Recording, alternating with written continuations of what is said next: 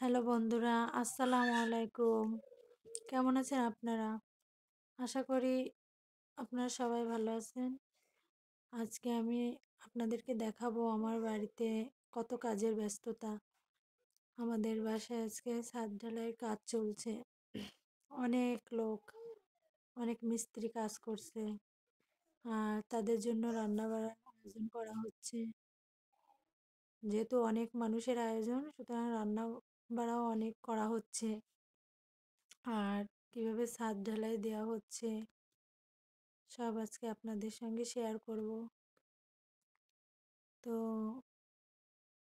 চলেন আপনাদেরকে দেখাই যে কি কি রান্না করা হচ্ছে আর কিভাবে ছাদ ঢালাই দেওয়া হচ্ছে আর কিভাবে মিস্ত্রিরা কাজ করছে চলেন দেখি।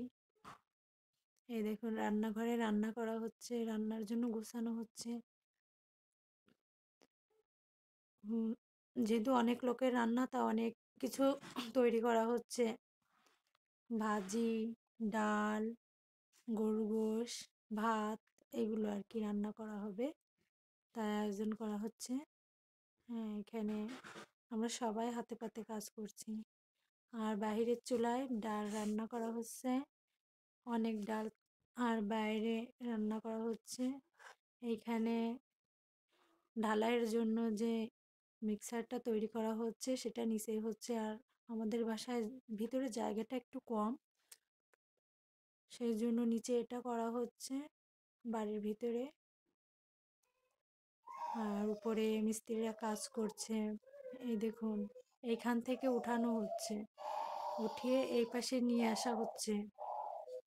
নিয়ে এসে এইখানে ছাদটা অনেক বড়, যেহেতু দুইটা ইউনিট দুই পাশে, তো এক পাশ থেকে কাজ শুরু করা হচ্ছে।